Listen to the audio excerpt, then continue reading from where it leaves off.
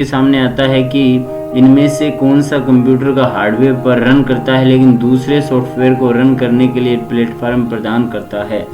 देखिए, कंप्यूटर पे जो भी हार्डवेयर जो रन करता है वो सिस्टम सॉफ्टवेयर ही पे ही करता है और उसको हम ऑपरेटिंग सिस्टम के नाम से जानते हैं। ये भी आपको पता होना चाहिए, ठीक है ना। तो इसका राइट आंसर जो रहेगा वो ए आंसर रहेगा और इसका जो है वो डी आंसर रहेगा। इतना आपको याद रखना है, ठीक है। लेकिन एप्लीकेशन सॉफ्टवेयर वो होते हैं जो यूजर की आवश्यकता पूरी करता है और ये जो ओएस होता है ये कंप्यूटर को चलाने के काम में आता है। इसको हम ऑपरेटिंग सिस्टम के नाम से जानते हैं, ठीक है। और कमेंट में ये भी बताइए कि जो हम कंप्यूटर चलाते हैं इसमें कौन सा ऑपरेटिंग सिस्टम यूज़ किया जाता है, ये आप मेरे को बताइए। सबसे पहले देखते हैं कौन बताता है आप में से। तीसरा आंसर ये आता है कि रैम द्वारा अधिक बार प्रयोग होने वाले सूचना को संग्रहित करने के लिए किस मेमोरी का प्रयोग किया जाता है। आप लोग सब जानते हो कैश मेमोरी का प्रयोग किया जाता है, ठीक है ना। सबसे पहले ध्यान रखिए, जो मेमोरी के अंदर रैम के अंदर जो मेमोरी होती है वो सबसे ज़्यादा डेटा स्टोर होते हैं वो कहाँ पे होते हैं, कैश मेमोरी में। और ये सेकंड स्मॉल मेमोरी होती है। सबसे पहले क्या होती है, सेकेंडरी मेमोरी, फिर कौन सी आती है, प्राइमरी मेमोरी, और फिर आती है कैश मेमोरी, ठीक है ना। सबसे छोटी मेमोरी होती है, ये भी आपको याद रखना है। तो इसका जो राइट आंसर रहेगा वो रहेगा सी आंसर, इसका सही रहेगा। ओके, नेक्स्ट क्वेश्चन आपके सामने आता है कि कौन सा प्रिंटर अधिक गुणवत्ता वाले वेक्टर ग्राफिक को छापने के काम में आता है। कहने का अर्थ है कि जो भी ग्राफिक का काम करते हैं, बड़े बड़े फ्लैक्स छापते हैं, तो उनमें कौन सा कंप्यूटर का प्रयोग किया जाता है। इसमें जो है यूज़ किया जाता है वो प्लॉटर का प्रयोग किया जाता है। याद रखना है आप लोगों को, इसका जो ग्राफिक छापने के लिए जो बड़े बड़े फ्लैक्स बनाने के काम में आता है वो प्लॉटर का काम ही होता है। नेक्स्ट क्वेश्चन आपके सामने आता है कि कंप्यूटर को ऑन करने की प्रक्रिया को क्या कहते हैं। ध्यान दीजिएगा, कंप्यूटर के अंदर जो ऑन करने की प्रक्रिया को हम बूटिंग के नाम से जानते हैं। याद रखना, बहुत बार क्वेश्चन आया हुआ है कि बूटिंग किसे कहते हैं। कंप्यूटर में ऑन करने की प्रक्रिया को हम किस नाम से जानते हैं, बूटिंग के नाम से जानते हैं। तो इसका राइट आंसर कौन सा रहेगा, डी रहेगा इसका आंसर, ठीक है। उसके बाद में नेक्स्ट क्वेश्चन आता है कि इनमें से कौन सा आउटपुट डिवाइस का उदाहरण है। ध्यान दीजिएगा, कंप्यूटर के अंदर एक इनपुट डिवाइस जो सीपीयू तक डेटा भेजते हैं, एक आउटपुट जो स्क्रीन पे हम डिटेल देख सकते हैं। स्कैनर इनपुट डिवाइस है, प्लॉटर, ठीक है, और जो है वो कीबोर्ड इनपुट डिवाइस है। आपका जो राइट आंसर रहेगा वो बी आंसर रहेगा। बी जो होता है वो एक प्लॉटर डिवाइस होती है जिसको हम इनपुट जो है वो आउटपुट डिवाइस के नाम से जानते हैं, ठीक है। जो बड़े पर्दे पे क्या आता है, फ्लैक्स निकालने के काम में आता है, ये भी आपको याद रखना है। एक प्रोजेक्टर होता है जो बड़े पर्दे पे जैसे सिनेमा हॉल के अंदर होता है, वो भी एक आउटपुट डिवाइस होती है। ओके, उसके बाद में आपके सामने क्वेश्चन ये आता है कि इनमें से कौन सी ऑनलाइन भुगतान की प्रणाली नहीं है, यानी ऑनलाइन जिसमें हम पेमेंट नहीं कर सकते।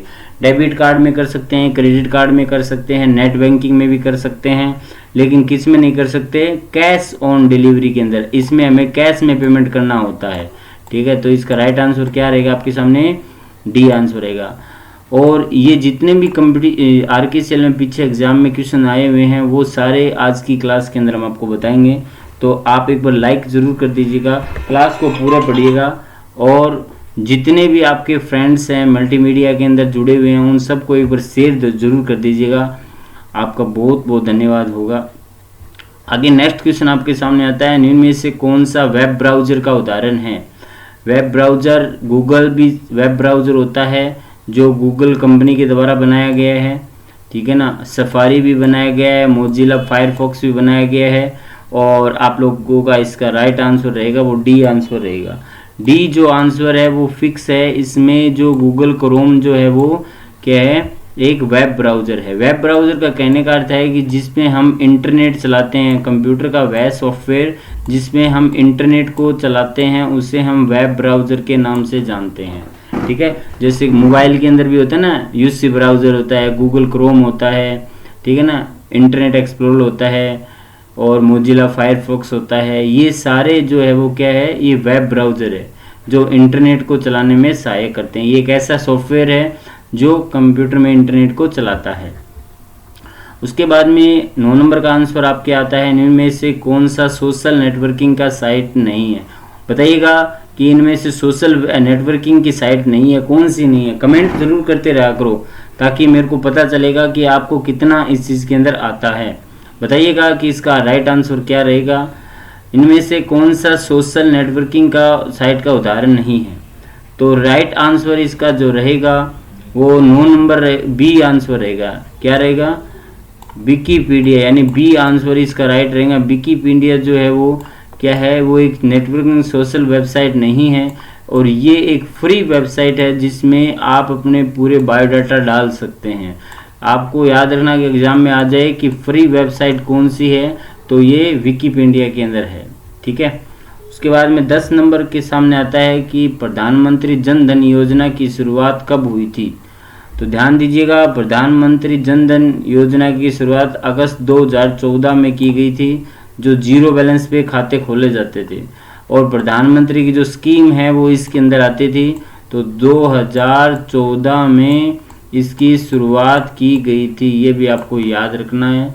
ठीक है, प्रधानमंत्री जन धन योजना की शुरुआत की गई थी, याद रखना है, वो भूलना नहीं है। ठीक है। प्लास्टिक का कार्ड है जो ग्राहकों को उधार खरीदने की सुविधा प्रदान करता है, ये कौन सी चीज़ है। तो देखिएगा, इसका भी आंसर बताइएगा।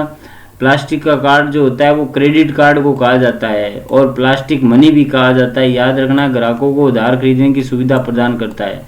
तो इसका जो राइट आंसर रहेगा वो ए आंसर रहेगा। ठीक है। बहुत बार एग्जाम में आता है कि प्लास्टिक कार्ड जो है वो किसे कहा जाता है और उधार खरीदने की सुविधा प्रदान करता है, तो वो ए आंसर रहेगा।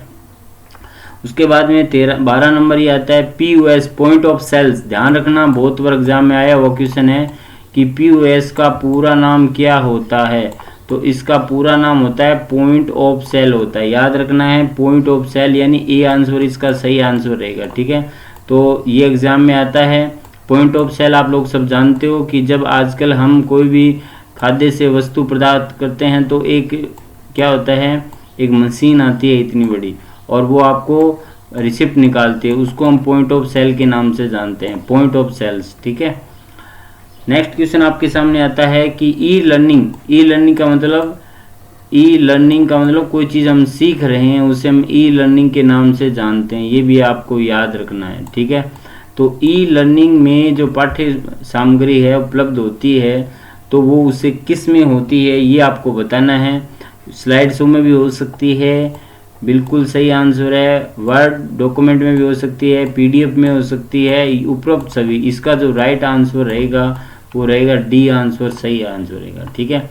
यानी जितने भी ई लर्निंग जो पाठ्य सामग्री है वो आपकी स्लाइड शो में भी हो सकती है, वर्ड डॉक्यूमेंट में हो सकती है, PDF में भी हो सकती है, यानी चारों में ही हो सकती है। कुछ खरीदने और बेचने के काम में आने वाली वेबसाइट किस कैटेगरी में आती है।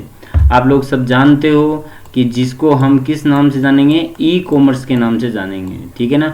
ई कॉमर्स का मतलब होता है इलेक्ट्रॉनिक कॉमर्स, यानी इलेक्ट्रॉनिक के माध्यम से हम क्या कर सकते हैं, बिजनेस कर सकते हैं, जिसको हम ई कॉमर्स के नाम से जानेंगे। ठीक है ना। और ये काम क्या आती है, वेबसाइट के अंदर आप ऑनलाइन ट्रांजैक्शन कर सकते हो वस्तु